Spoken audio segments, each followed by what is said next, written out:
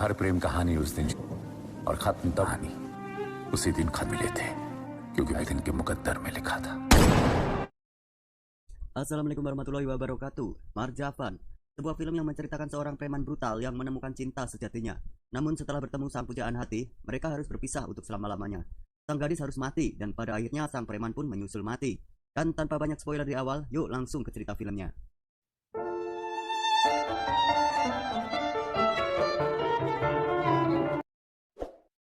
Awal cerita, hiduplah seorang penguasa di kota Mumbai. Ia adalah Raja Ana. Sang raja sangat disegani. Ia juga menghormati berbagai kepercayaan yang ada di wilayah kekuasaannya. Ia mempunyai anak kandung yang bernama Wisnu. Wisnu mempunyai sifat pecemburu dan cita-citanya kelak ingin menggantikan ayahnya. Ia juga punya banyak anak buah untuk selalu mengawalnya kemanapun ia pergi. Raja Ana juga mempunyai seorang anak angkat yang gantengnya seperti Mimin ini, yang diperankan oleh Siddharth Malhotra. Ia adalah Raghu. Sebagai sang anak, Raghu sangat setia dan selalu mengabdi kepada Raja Ana. Ia selalu membuat bangga sang ayah. Hal itulah yang sering membuat Wisnu iri dengki dengannya. Sang raja berpesan kepada Raghu agar tidak memberikan cinta atau pengabdiannya selain kepada sang raja, dan jika ia melanggar, maka nyawanya yang akan menjadi taruhannya. Suatu hari, Raja Ana menyuruh Raghu untuk pergi merampas mobil-mobil tanker yang berisi air bersih untuk masyarakat yang diambil oleh Gaitonde. Raghu bersama 3 temannya yaitu Gopi, Safi'i, dan Masdar. Mereka berangkat dan menuju ke tempat anak buah Gaitonde. Sesampainya di sana, mereka beradu mulut dan pada akhirnya mereka bertarung. Teman Raghu yang bernama Mazhar hampir kewalahan karena kedua tangannya diikat dan ditarik dengan mobil-mobil tangki yang ada di sana. Tetapi datanglah Raghu menolong sang teman dan diajarlah semua anak buah Gaitonde hingga habis. Gaitonde yang mendengar kejadian itu pun langsung marah dan ia membalas dendam.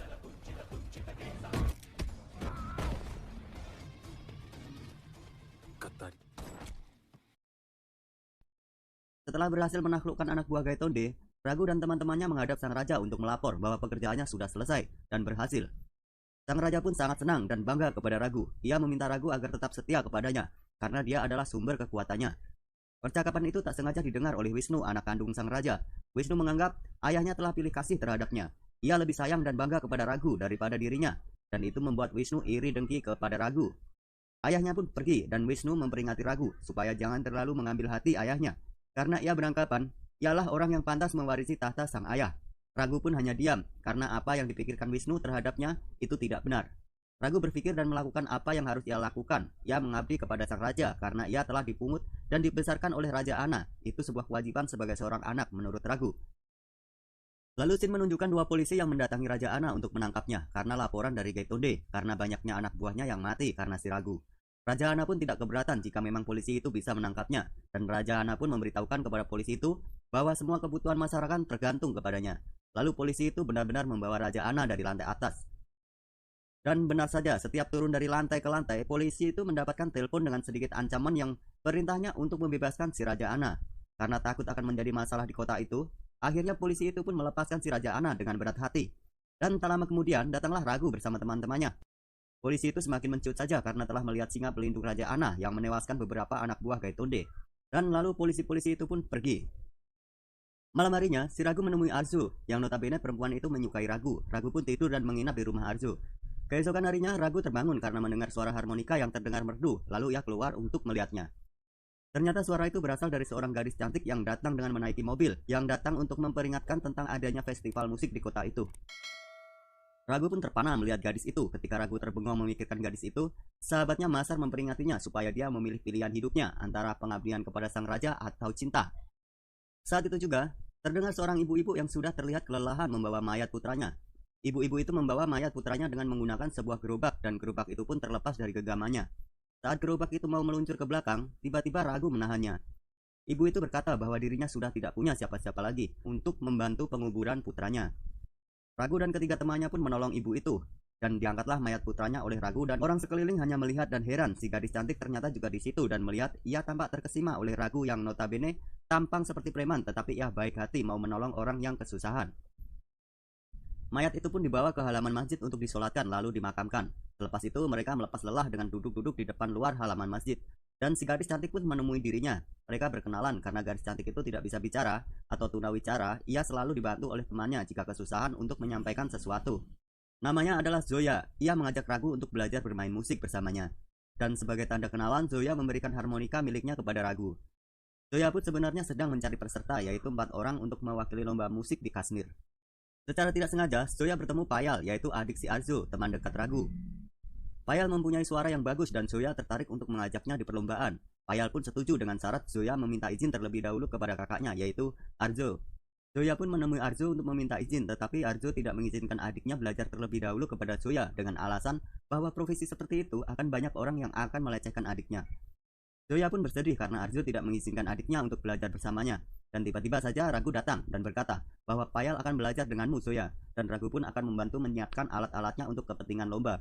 Zoya pun terlihat senang, lalu mereka saling pandang dengan tatapan cinta. Dan Ragu pun lupa kalau di situ ada si Arzo yang merasa cemburu karena ia sangat menyukai Ragu. Singkat cerita, di hari berikutnya dimulailah lomba nyanyi tersebut. Terlihat ramai dan mereka semua bernyanyi di situ. Zoya dan Ragu mulai dekat dan semakin romantis tanpa memikirkan Arzo yang patah hati cemburu karena Ragu lebih memilih Zoya. Dan tiba-tiba saja datanglah preman bos tangki air yang bernama Gaitonde yang menyerang di desa itu. Mereka ditembaki dan dihujani peluru. Di situ Payal pun terlihat ia tertembak di perutnya. Ragu pun menyerang balik dan menembak Gaitonde dan anak buahnya hingga habis. Setelah itu Payal pun dilarikan ke rumah sakit dan Ragu terlihat marah kepada dirinya sendiri karena dia merasa tidak mampu melindungi masyarakat di situ. Dalam hati ia malu kepada raja karena ia telah berlarut-larut dalam perasaannya kepada Zoya, sedangkan perintah untuk selalu mengabdi kepada raja ia abaikan. Zoya bersedih dan menangis karena dalam hatinya ia ingin Ragu menjadi orang yang baik dan tidak membunuh orang lagi. Pada malam harinya Ragu menemui Arzo di rumahnya. Di situ Arzo mengungkapkan semua isi hatinya bahwa ia takut kehilangan Ragu. Tetapi Ragu kelihatannya lebih berat dan lebih memilih Zoya. Karena itu Arzo memutuskan untuk tidak mengganggu Ragu lagi. Dengan berat hati, ia melepaskan Ragu yang ia sayangi. Lalu Sin menunjukkan Payal yang sedang sembuh dan keluar dari rumah sakit dan mereka mendapatkan kabar bahwa mereka memenangkan perlombaan musik yang digelar di Kashmir itu. Ragu pun datang untuk memberi selamat dan merayakannya. Dan terlihat Zoya dan Ragu semakin romantis dan tampak cinta di antara mereka. Sehingga si Arzo yang melihat pun tampak cemburu. Ketika Ragu ingin menghampiri Arzo, tiba-tiba saja si Wisnu datang dengan segerombolan anak buahnya. Wisnu datang ke tempat itu terus membuat hati panas Ragu. Wisnu berkata kepada Ragu bahwa ia akan membawa Payal untuk dijadikan wanita penghibur dan menyuruh anak buahnya untuk mengambil Payal yang hanya bisa duduk karena bekas lukanya. Ragu pun marah seketika itu, diajarlah anak buah Wisnu. Wisnu pun berusaha menembak Ragu, tetapi tiba-tiba si Mazar menendang Wisnu hingga terjatuh. Wisnu pun marah dan mengancam bahwa ia akan membunuh anak setiap keluarga di situ dan akan terjadi tangisan darah setiap hari di sudut rumah. Lalu ia pergi dengan rasa yang masih sangat marah kepada Ragu.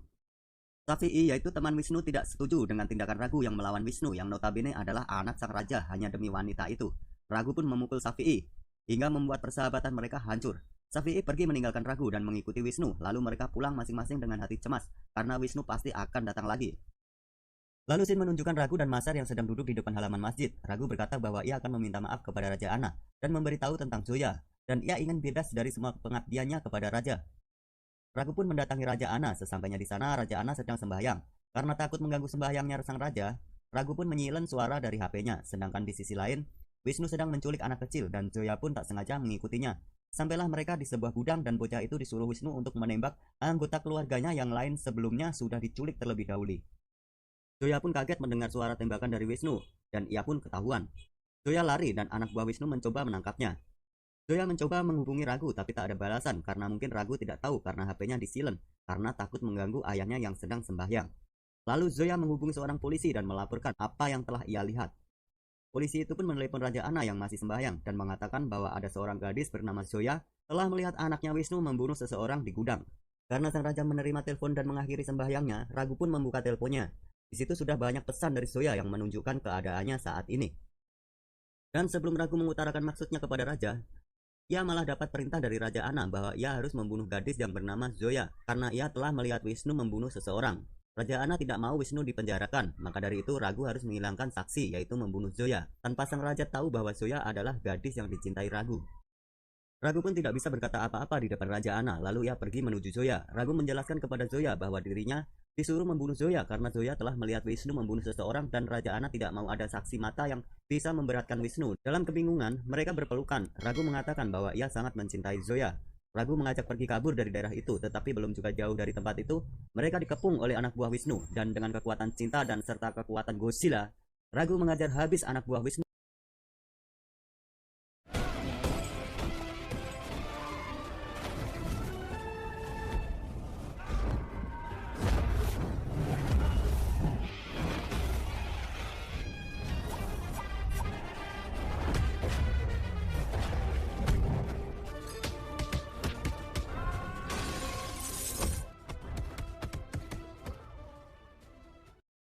Lalu datanglah si Wisnu dengan mobilnya yang menyandera bocah laki-laki tadi dan juga Payal.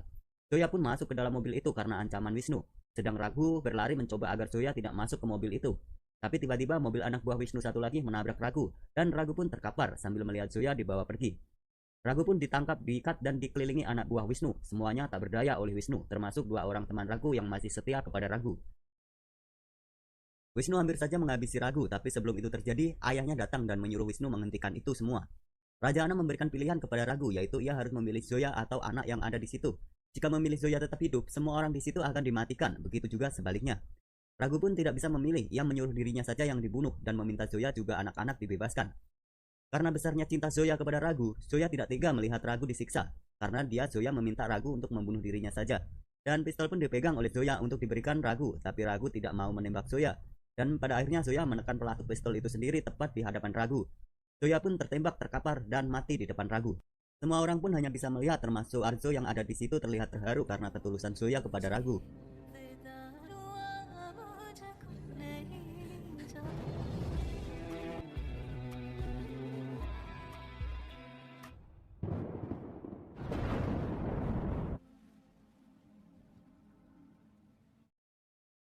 Raghu pun dibawa polisi karena terlihat dia menembak Zoya, sedangkan Arzo, Payal, dan juga semua anak-anak dibebaskan.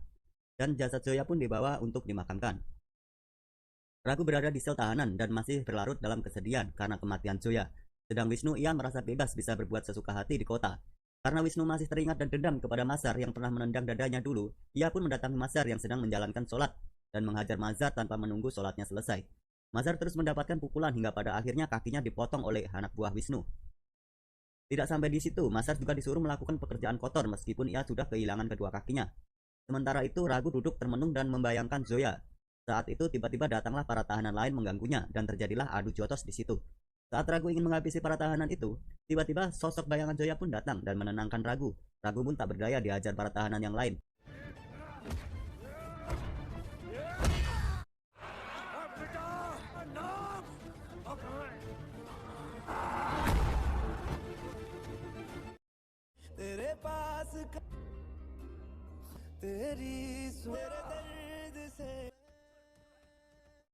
Lalu Sin menunjukkan Raghu yang berada di dalam persidangan. Singkat cerita, hakim membebaskan Raghu karena terbukti bahwa Zoya menarik pelatuknya sendiri dan bukan Raghu yang menembaknya. Itu berarti bisa dikatakan Zoya bunuh diri. Malam hari sebelum kebebasan Raghu, Raja Ana menjenguk Raghu. Ia berpesan kepada Raghu bahwa selama Raja Ana masih hidup, Raghu tidak boleh balas dendam kepada Wisnu. Ia masih ingin melihat anaknya selama ia masih hidup. Tetapi kalau Raja Ana sudah mati, baru Raghu boleh membalas dendamkan Zoya kepada Wisnu. Pada akhirnya Raghu pun bebas. Di depan gerbang, Raghu sudah ditunggu dan diganggu oleh anak buah Wisnu. Tetapi Raghu hanya diam menuju ke rumah sang raja. Di sisi lain, Wisnu yang ketakutan telah menyiapkan anak buahnya untuk menyerang Raghu di depan rumah raja. Tapi lagi-lagi Raja Ana pun melarang Wisnu untuk menyerang kalau Raghu tidak menyerang duluan. Dan benar saja, Raghu datang hanya untuk memberikan hormat kepada sang raja, lalu ia pergi ke tempat Arzo. Arzo pun menyuruh Raghu untuk membunuh Wisnu karena selama Raghu di penjara, Wisnu sering sekali mengganggu orang-orang di sana. Setelah itu Raghu mengunjungi temannya satu lagi. Di jalan ia diganggu lagi oleh anak buah Wisnu, tapi ia hanya diam karena dia masih ingat akan pesan Raja Ana. Wisnu pun kesal karena Raghu dipancing dan diganggu pun masih juga tidak memberikan perlawanan. Raja Ana yang tahu kelakuan Wisnu yang terus mengusik Raghu, Raja Ana pun memarahi Wisnu dan terjadi adu mulut antara anak dan ayah. Dan dengan jahatnya Wisnu tega membunuh ayahnya dengan menjatuhkannya dari lantai atas gedung. Ayahnya pun mati seketika itu. Sementara Raghu yang masih diganggu oleh gerombolan anak buah Wisnu masih diam saja dan seketika itu anak buah Raghu memberitahukan bahwa Raja Ana telah mati dibunuh raja baru yaitu Wisnu. Mendengar itu Raghu yang menahan kemarahannya dari dulu langsung berubah menjadi Power Rangers dan menghajar semua anak buah Wisnu yang ada di situ.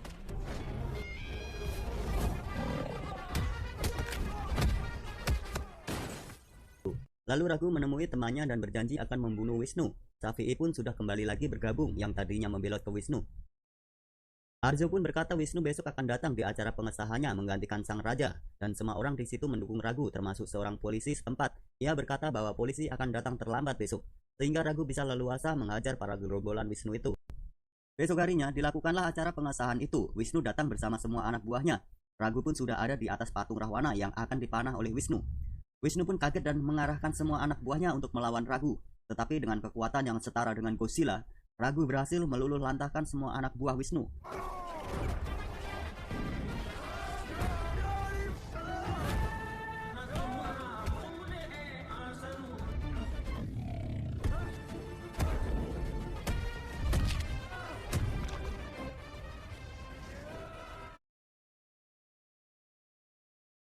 Tinggallah Wisnu ngumpet sendiri di atas. Ragu pun naik ke atas di mana Wisnu berada. Tapi sayang, Wisnu berhasil menusuk dada Ragu dengan anak panahnya. Ragu pun menahannya dan akhirnya ia berhasil melempar tubuh Wisnu ke bawah.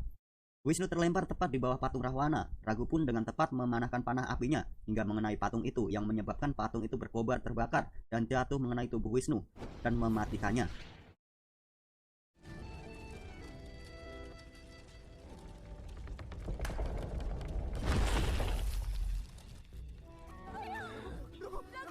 Semua orang bergembira di situ atas terbunuhnya Wisnu, raja yang tidak baik untuk masyarakatnya.